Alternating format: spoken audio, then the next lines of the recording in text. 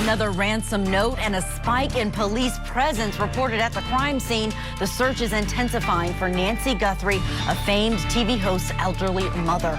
And an accused assassin lashes out at a judge today in court, claiming double jeopardy over his double trials. Could he be right? And in Massachusetts, Karen Reed accidentally hits reply all, sending private information to the parties suing her for her boyfriend John O'Keefe's death. Will this pocket send hurt her case? The court of law is done for the day, so let's call to order Court of Opinion.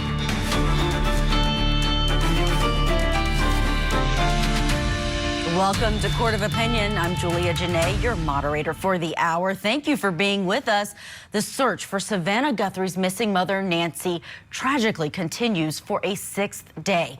The 84-year-old was last seen on Saturday night, reported missing on Sunday after not showing up for church. And officials say they still have not identified any suspects, but there were these blood drops found at her house that have been confirmed as her own, Nancy's. And ransom notes demanding Bitcoin for Nancy's return have been investigated, and another note was sent today. The Associated Press sat down today with Pima County Sheriff Chris Nanos and asked if there's any update regarding those ransom notes. Take a listen. Have the family or authorities gotten any response to pleas for abductors to speak with the family or provide proof of life? Those are things you need to go to the FBI for. They're handling all of that side of the investigation.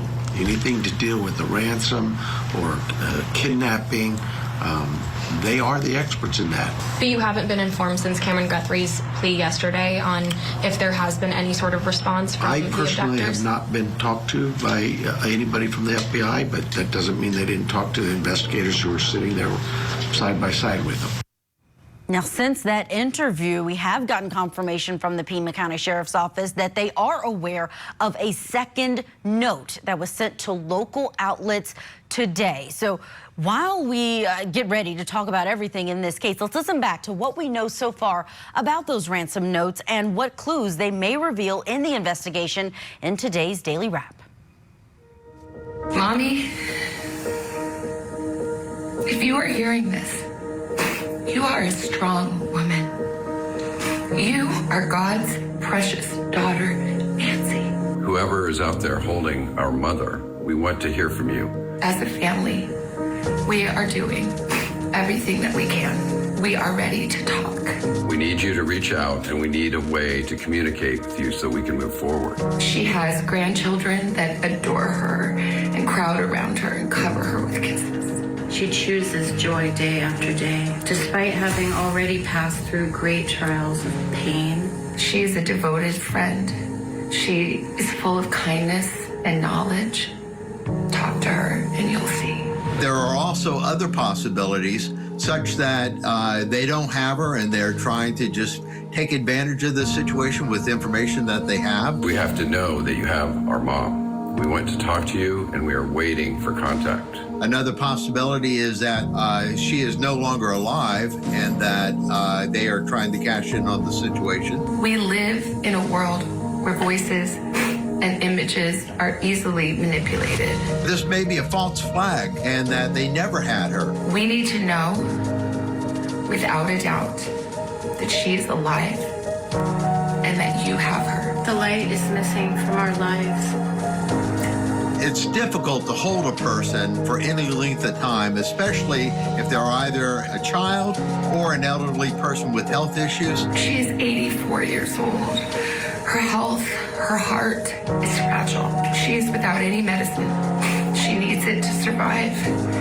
She needs it not to suffer. They really need to have some way to be able to get directly in contact with the kidnappers, to be able to exchange the money after they provide sign of life proof that she is still alive. We want to hear from you, and we are ready to listen. What happens next will determine, but after Monday, if we don't hear from them at all, that's not a good sign. It either proves that it was always a hoax or that whoever sent that doesn't have her alive anymore and can't continue with negotiations. Mama, if you're listening, we need you to come home. Everyone is looking for you, Mommy, everywhere. We will not rest. Your children will not rest until we are together again. We love you, Mom. Stay strong. We love you. We love you. That part is really so hard to hear. Savannah Guthrie saying, Mommy, everyone is looking everywhere for you. And it's absolutely what's happening. According to officials in that area, we've just learned within the last hour or so that there's been an uptick in police presence at the crime scene, at the home where Nancy Guthrie lives. And they've moved everyone back in terms of media who has been outside of that home. Let's bring in our power panel and get their opinions on where we are on this investigation. We have with us attorney and partner at Davis Bozeman law firm, Francis Johnson, criminal defense investigator Charles Milstead is with us, and former prosecutor and criminal defense attorney Marie Pereira with us as well. Great to have this power panel on as we talk about a case that no one wants to be in day 6 right now. Francis, your opinion on these ransom notes and how seriously everyone should be taking them. This is a heartbreaking case. Nancy is all of our mothers tonight, and this is just a heart-wrenching story. These ransom notes are very, very important. They had details about the scene which suggest that she may have been surveillanced, and so for me, this has moved from a missing person to a forcible abduction. And if we are not more aggressive about this, I know folks are trying to be hope forward based on this, but is it evidence grounded? Because we're going to move from where is Nancy to what happened to her. Charles Milstead, we all are continuing to hope and pray that she is located. Francis was mentioning those details. The police and the reporters who received this ransom note and then shared it with family, they haven't released all of the details, but police did confirm there was a reference to an Apple Watch and a floodlight where these alleged abductors say, this is the information that we have to prove to you that we are legitimate. Did you find that to be compelling in terms of someone writing this kind of a note? Well, without knowing all the details, obviously it's very difficult to sort of ascertain the value of that information. My suspicion is there must be some credibility to it, just given the outreach that Savannah and her siblings are making, this plea that they're making to the abductors seems to be rooted in some genuine belief that there's some legitimacy to the ransom note. So those details must have some meaning. It's clear that law enforcement has been very, very tight-lipped. You just saw the chief sort of deferring to or pushing off information that he claims that he is not in possession of, that's the FBI's department, and I don't really believe that. It's hard for me to imagine that they're not working more hand in glove on this in this investigation. And what has been released, frankly, is of little significance. The fact that her pacemaker stopped responding or stopped reporting in is what you would expect, because a pacemaker is attached to a base station and is connected via Bluetooth, and that base station would be located in her home. So naturally, if she's away from the home, it loses that connection, and so you would expect for it to no longer be reporting back. So there are details like that sound like they may have some significance, but really don't. Marie Pereira, what's your opinion on what has been released to the public? And weigh in on this second note. You know, the family members have been asking for a direct response, but it seems like these notes are only being released to the media, not necessarily the family. This is what makes me think that some parts of it could be a hoax. And even though it appeared that they had information intimate to the people who abducted her, kidnapped her, right? It may not. It could be just information they gleaned from the press conference. Perhaps it's just a hoax. Why would they not contact the family directly? And why are they sending ransom notes and being so dramatic about it to networks, Scripps and other networks? It just seems to me very amateurish, and I'm not really believing that they have her, the people who are sending the ransom notes. I think they could be just people trying to cash in on the tragedy, and they're not the people who actually took her. I think there's a real possibility there. If while Marie was speaking, you were seeing different images of Savannah with her mom. Yeah. And so it's very possible that in one of, many of these images that have been public for a long time, that her mother's wearing an Apple Watch, right? And that's easily visible, and that's a detail that can easily be monopolized for this sort of thing. Look, this very well could have... floodlight is on the outside of a home. Right, so this could have started out as a kidnapping for ransom, and it may have turned in a very bad way. We're dealing with an elderly woman who's on heart medication and so forth, and maybe there's nothing to bargain any longer. Very, very tragically, that could be very well the case. Or this could be a complete hoax, as Marie said. Listen, this could be a hoax emanating from China or Russia or Nigeria. Fraudulent hoax trying to capitalize on the potential of getting some Bitcoin and getting a payout on a very, very tragic situation, and preying on this family that is so desperately trying to find their loved one. And so there's a lot of possibilities, and unfortunately there's nothing that really has been released by law enforcement that really enables us to have any firm understanding of what is really going on. I think they know a whole lot more than what they're sharing at this point. Marie, real quick, and then I have a question for Francis. Go ahead. I think they need to be looking at people close to her. Like I said in an earlier program, I used to be a visiting nurse. This woman had a heart condition and she had mobility issues. I'm sure there was a home health aide coming in there to help her shower, housekeepers, to help her keep her house clean. I think this was an inside job. They knew her routine. They knew she was ill. They knew about the watch, and they knew that they needed to leave something behind in order not to track her, because the watch was paired with the device in the house monitoring her pacemaker. Somebody who knows her planned this. And apparently her phone left behind, Francis. In the way that we saw the family respond to this ransom note, do you think that there's police involved in helping them navigate this in the way that they responded to it? And have you, in all of your years of working criminal defense cases, seen a situation of a ransom? So I would say that they are working hand in hand with law enforcement, and what they are releasing and what they are not releasing is all a part of a strategy. Even the silence around the details is a part of a strategy. And make no mistake about it, the FBI knows what they're doing, and I think the Guthrie family has done a good job in terms of their responses. But I will be critical of how they're communicating this to the public. People are sitting at home and they're thinking about their own mothers and fathers who are vulnerable, and they're wondering if someone as high profile as the Guthries, Savannah Guthrie and her family, are on day 6 of a missing person, then maybe the FBI, and there's criticism about the deterioration of the officers of late, maybe they're not up for this task. Make no mistake about it, they're under the gun, and they need to get this resolved very soon. Speak to that, Charles, the perception of police in all of this.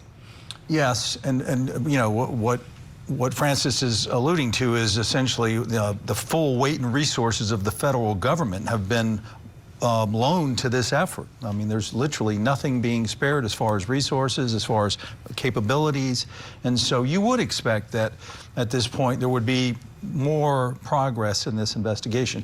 And so the fact that it appears there may not be, either as part of a broader strategy, and they're not communicating those details, or it alludes to what Marie was touching on, which is that it probably does involve somebody on the inside who had familiarity with Miss Nancy and knew how not to leave trails, what devices to disconnect, what not to take with them. It's very difficult to abduct somebody and not leave some form of evidence behind, some trail, some biological, some physical evidence, some digital breadcrumbs. And so if it is in fact what they're reporting, what law enforcement is reporting, that they have no suspects and they're just scratching their heads still and looking for leads, then it really does point to some sort of inside job is the wrong word, but someone with familiarity with her, it could be a contractor, it could be a caretaker, it could be a a relative. It could be, you know, all the possibilities We are do have on to the leave table. the conversation there. I know this is one that is heavy on people's hearts, so you all have a lot of opinions on it, so we appreciate those. This is one where we understand that in the last hour, police have gone back to that crime scene and they have gone back to investigate certain things in that area. This was once a released crime scene. So again, all eyes are on that area, and we have a Court TV special at 8 p.m. where they are going to dig into everything, and they will be on the ground there in Arizona. So developments could be coming at any time. We do have to get to a break, but when we come back, all eyes are actually in New Jersey on the defense's case now for the first time. This is the Mansion murders trial for Paul Canero. The state rested today. The defense put on their case, and we're going to hear how it stacks up against all of that state evidence about Paul Canero killing his brother's family over money. Disappearance of Nancy Guthrie. Here on the ground in Tucson, there have been thousands of leads. Everyone is looking for you, Mommy. Where is Nancy Guthrie? A Court TV and Scripps News special report tonight at 8/7 Central on Court TV. She loved her kids. She loved her husband. I know her innocence. But she's also charged now with his murder. I never knew evil like this existed.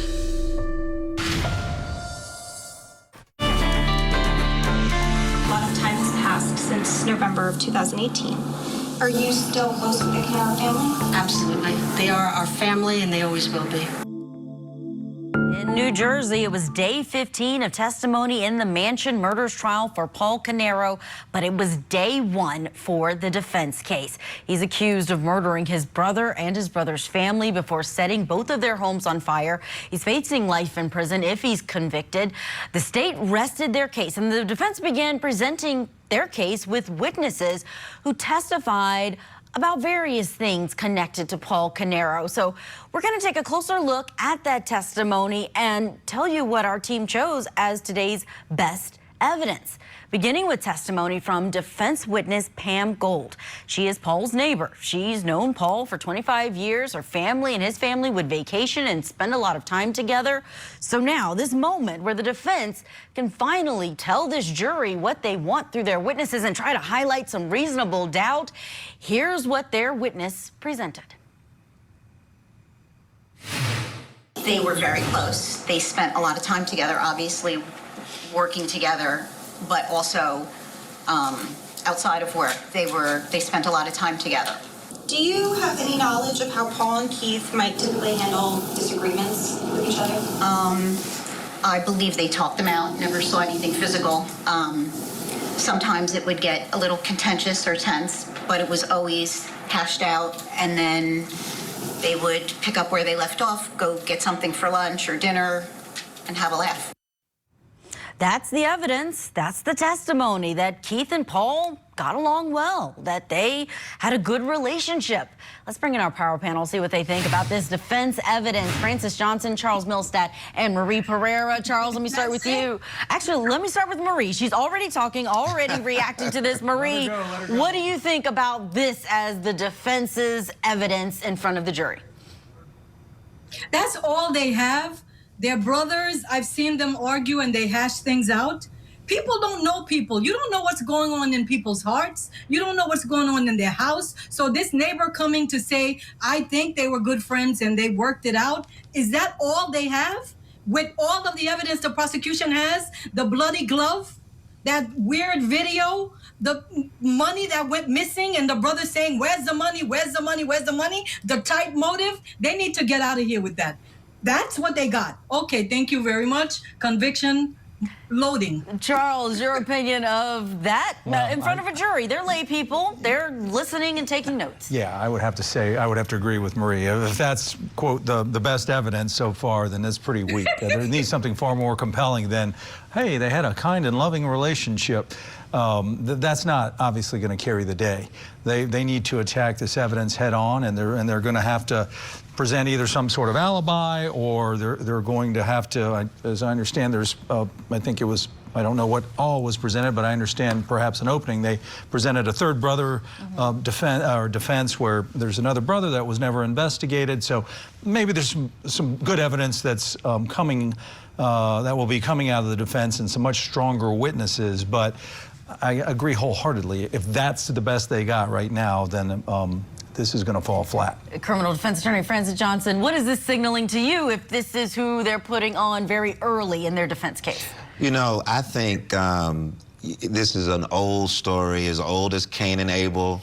And in contrast to that, what you have to do in terms of defense strategy is to bring people into the dynamic. And lots of people have poor working relationships, strained family ties, and they don't go out and kill their family over it. They have money issues, and they don't set fire to their brother's home and his family.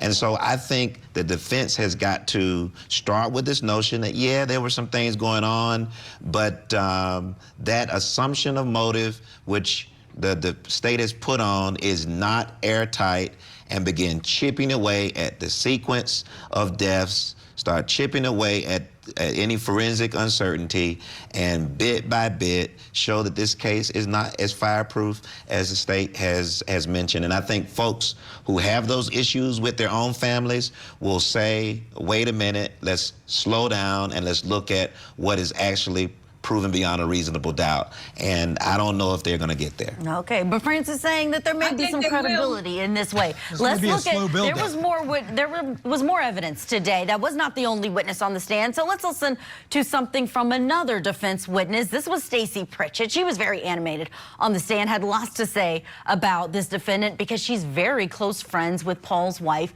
Susan. She met Susan in high school, then knew Paul not too long after that, and Keith, his brother. In total, approximately 40 years that she's known this family, spent a lot of time with them. Here's what she had to say about Paul. They had a very loving relationship.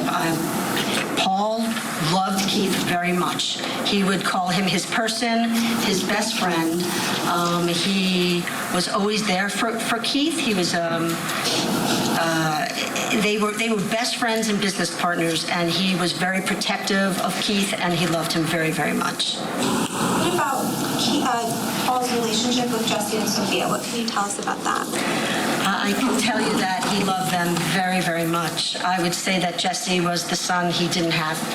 He loved Jesse, he loved Sophia. He absolutely adored those kids. All right, Marie Pereira, this friend, she's talking about the kids and his love for them. And we know they did have a special place, special relationship, it seems. But he is accused of stabbing those children and leaving them in a house to burn up. And he stabbed one of, allegedly, through the eye. And again, to me, this is just a worthless witness. We're talking about a murder, several murders here. Both people, the adults were shot, the kids were stabbed, and she's talking about, oh, he loved them. What? No, I'm not buying it. If there was no other evidence, Francis, but the motive, then I would say, okay, the motive can't stand alone. But let's not forget the latex glove with blood evidence on it and the ballistics that were at his house and at the crime scene. Tack that on with the motive. People love people all the time. But you ever heard the OJ song, For the Love of Money? People will do anything. Well, that's what happened here. I'm glad you referenced OJ. In this case, there was no confession, no eyewitnesses, and there's no smoking gun here. I just say, listen, let the defense cook. This is first witness, first day. They've got, and you got to remember, they have got their work to do, but one thing they don't have to do is worry about the burden ever shifting to them. They don't have to explain everything. All they got to do is push for some uncertainty around the forensics. The timeline wasn't as certain as you lead it to believe, and I think there's something for the defense to work with here, so let them cook. Yeah, I may be dating myself, but I wasn't talking about the OJ case. I was talking about the OJs with the song For the Love of Money. J-A-Y is OJ, not O.J. Charles, you were trying to jump in? I'm going to hope and assume that as as Francis said, they're just getting it cooking, and that there's better witnesses to come. But right now, at this point, to me, what it feels like is two things. One is they're trying to humanize their client, but it sounds more like character witnesses at a bond hearing right now than anything else. Yeah, I was wondering how we get that in, and actually that leads us into that last piece of evidence that we had today. Dr. Jack Gold on the stand. He's the husband of the first witness we heard, Pam Gold. Here's what he shared that added to the defense's case today. He knew them for 25 years as well. He never raised his voice. I never had an argument with him. We never argued about anything. Never heard him argue with anybody. You know, he's just a very calm individual. I don't have a better way to say it, but... Francis, how are we getting in this evidence and it not being shot down as improper character evidence? Well, they didn't go too far, and he was drawn upon his direct knowledge of him as a neighbor, and I think there was probably some stipulations about how far the testimony would go, and he stayed within the limits of what they had agreed to in their pretrial stipulations.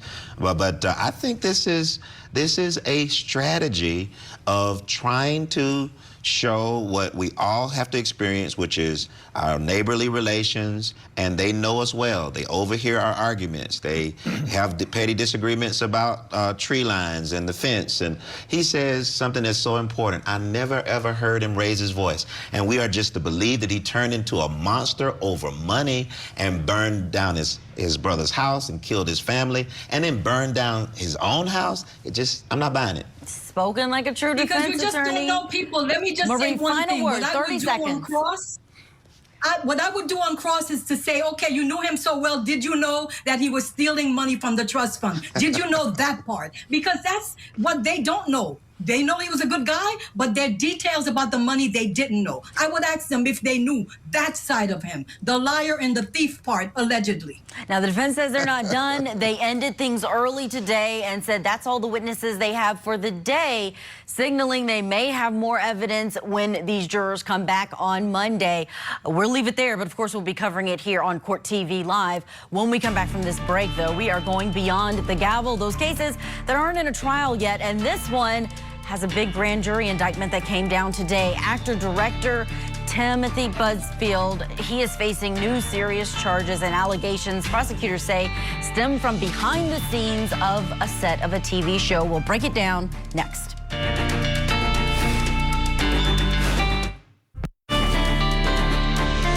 We are taking you beyond the gavel. Actor and director Timothy Busfield has been indicted in New Mexico on 4 counts of criminal sexual contact with a child. The Bernalillo County District Attorney announced the indictment on social media today.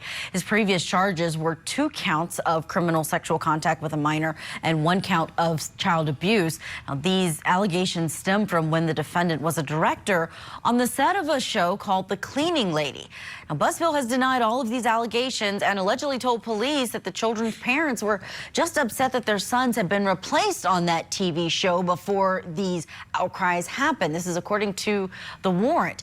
Now, his wife, a former child actor, Little House on the Prairie, Melissa Gilbert, she has said that she stands by him. And we saw her get emotional during his detention hearing last month as the judge ruled he would be released from jail pending his trial. Let's bring back in our power panel, Francis Johnson, Charles Milstead, and Marie Pereira. Francis Johnson, we have the grand jury indicting today. Are you surprised that they backed up what prosecutors had already brought? No, I'm not at all. And I just want to say to folks who are watching this program that if you are the victim of assault like this, keep telling your story because today's indictment was a vindication for folks who've been telling stories like this for some time. When you add this to previous lawsuit settlements that he's engaged in, this was a day of reckoning and hopefully the beginning of the end of this saga. Charles Milstead, he was released on bond. There goes and that that defense was attorney big. in him. Yes, very much He's a defense gone. attorney. He left.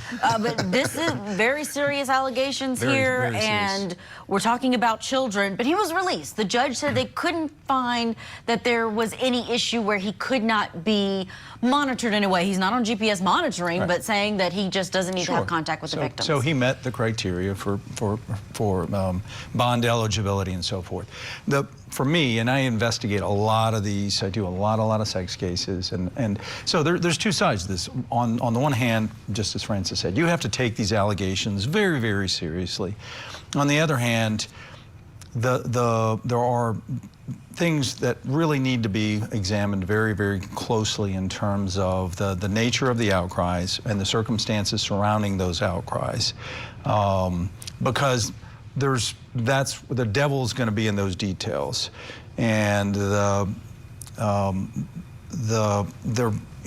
forensic interviews that took place are going to be critical to understand and to examine, and there's going to be a battle of experts potentially when it comes to reviewing those forensic interviews in terms of the appropriateness of how they were conducted, etc. So there's a long way to go on this, and it's a very sort of unclear path as to what this could end up looking like. These could be false allegations that were motivated by something. These could be memories that were planted, or they could be very, very legitimate. Thank you, Charles. Yeah, they could be very, very legitimate claims of inappropriate touching and inappropriate contact. So I just think in these cases you have to proceed very carefully on both sides in consideration of the alleged victims, but also of the accused. For sure. Marie Pereira, we've got a situation where at one point at least these children did say to police that they were not touched, and that was recorded and used as defense evidence at that bond hearing. For the record, I want to say that I tend to believe the allegations of the children.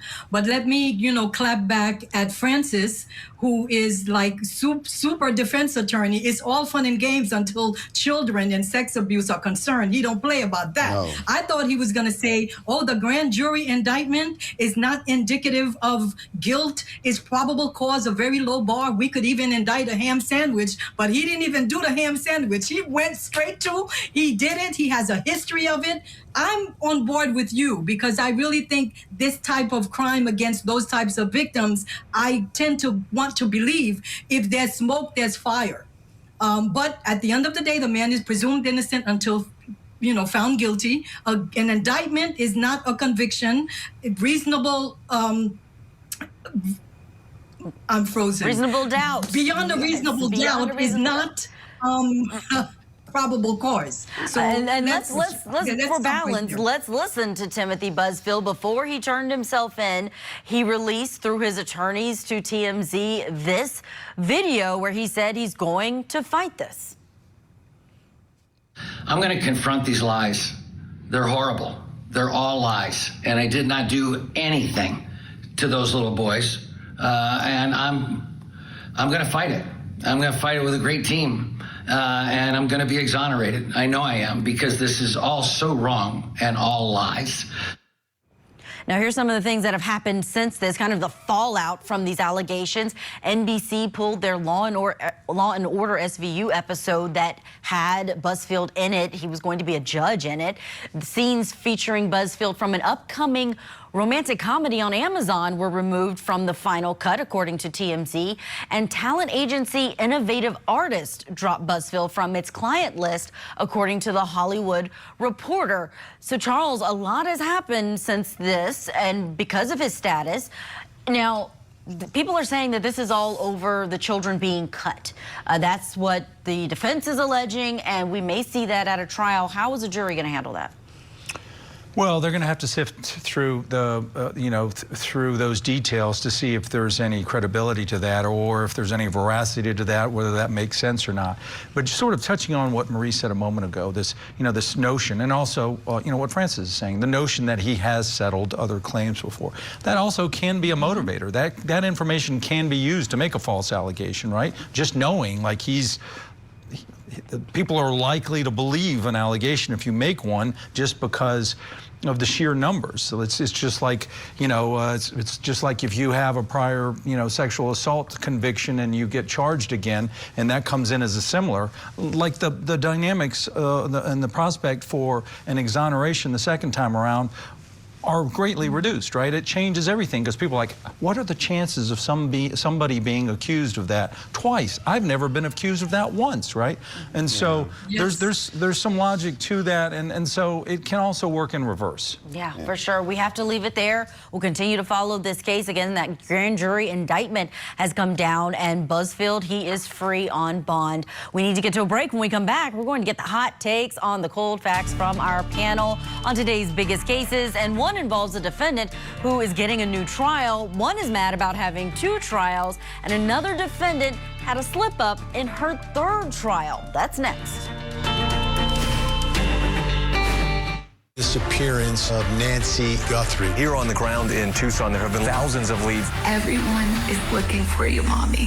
Where is Nancy Guthrie? A Court TV and Scripps News special report tonight at 8/7 Central on Court TV. Next week, previewing each day's proceedings in the murder trial of Dale Warner, plus the latest developments in the abduction of Nancy Guthrie. opening statements with Julie Grant. Mornings at 8/7 Central on Court TV. Welcome back. It is time for getting our hot takes from our power panel on some of the cold hard facts. And here are the facts on our first story of the evening. A Florida woman convicted of killing her partner. We watched this play out on Court TV. She made headlines because she became pregnant while behind bars. She's going to get a new trial. Last October, a jury convicted Daisy Link of second-degree murder for killing Pedro Jimenez. Now, the judge granted Daisy Link a new trial because Link was prejudiced by photos prosecutors showed jurors. Now, despite these photographs not being introduced as evidence, they were not supposed to show these during their closing arguments. And so because these were shown of Link's home appearing undamaged, which contradicted her mother's testimony, Jimenez broke in through a window. He was the victim or alleged victim in the case. They showed this to hope to discredit her self-defense claim. And that ruling comes just over a week after Link was hit with a new felony assault charge after allegedly attacking a fellow inmate in prison. But the big news, she's getting a new murder trial. Let's bring in our guest panel. We have Francis Johnson, Charles Milstead, and Marie Pereira. Marie, I'm going to start with you. Daisy Link getting a new murder trial. You know what? I think it's unfortunate because a closing statement is not evidence, but somebody did something wrong, and I'm sure somebody got in big trouble for that, because who wants that? But at the end of the day, I have to give it to her. She is a masterful criminal. Even in prison, she managed to engage in a sneaky link situation where she captured somebody's sperm and then injected it in her body. If that's not the ultimate sneaky link, I don't know what is. She's the master. Francis Johnson, what is your 25-second take on the prosecution messing up like this? Well, that's what happened. They messed up. They did not follow the law, and the rule of law is what it is. This new trial is not about mercy. It's about the system confessing what we all know. And if you've tried any cases, what often happens, which is the prosecution overreached, overplayed their hand, and what they have to do now is do it all over again. Charles Milstead, this victim in this case, the alleged victim, depending on what happens at this new trial, he was someone who had a history of abusing Daisy Link. What's your take on this new trial? Listen, you got to play by the rules. This reminds me of a murder case that I had years ago where the chief ADA, who's a super capable prosecutor, there was a pretrial ruling that certain evidence could not come in, and he inadvertently elicited that testimony from the lead detective while he was on direct, and that was the basis of the case being overturned. And we had to tee it up a whole new time, and we got a hung jury on the second trial, and then ultimately in the third go-round, we got a plea. So, you know, I hate how to it cut happens. you off. The timer's gone off, but there's a fascinating story. Thank you for sharing it. Let's move to our second story of the night. Luigi Mangione lashed out in court today over the prospect of back-to-back trials in the killing.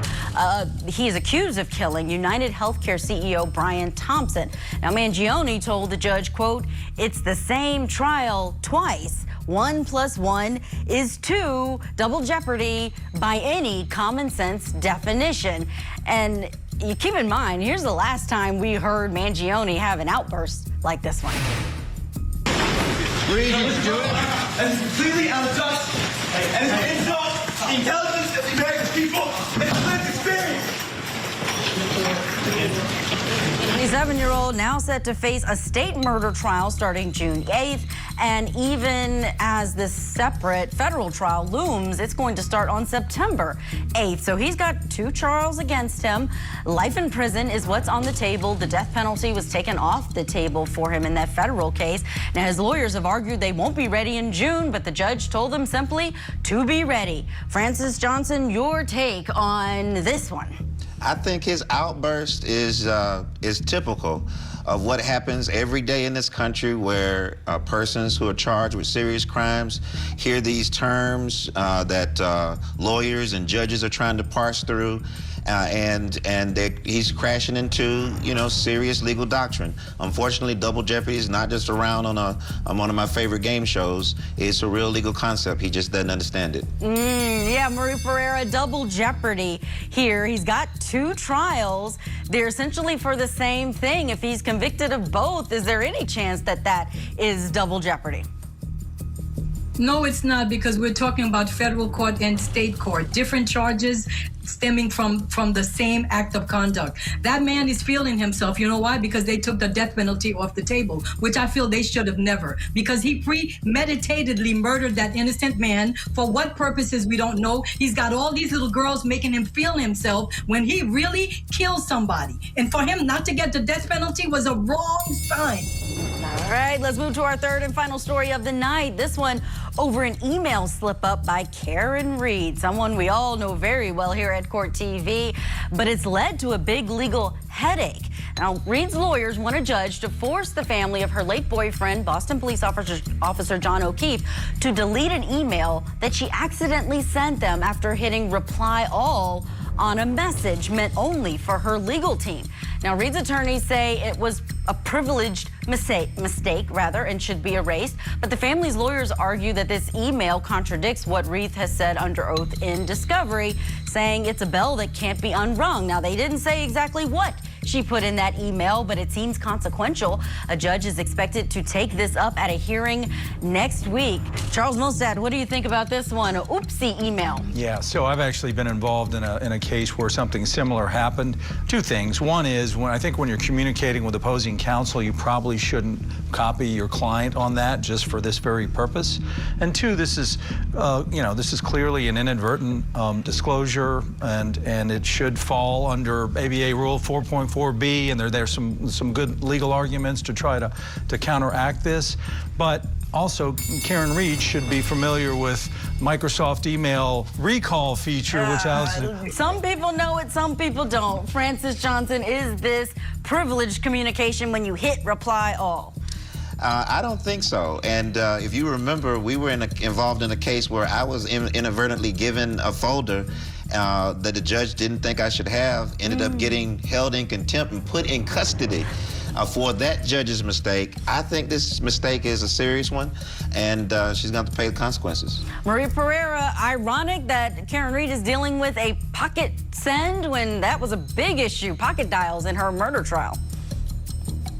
That whatever she had in there can't be unseen, can't be unheard. And if it's something that contradicts a case that's being litigated, the other side should be allowed to use it. Sorry, sis, you hit send and it went to me. Did you impeach yourself? Were you caught in a lie? Is it a statement against self-interest accidentally made? Whatever the hearsay rule is going to be to control that, it needs to be let in. We will see what happens there, and that's where we have to leave it. Our thanks to our power panel for being with us, Marie Pereira, Charles Milstead, and Francis Johnson. We have to go now, but thank you for connecting with us this hour. I'm Julia Janae for Court of Opinion, reminding you we all have opinions, but they should be rooted in the facts.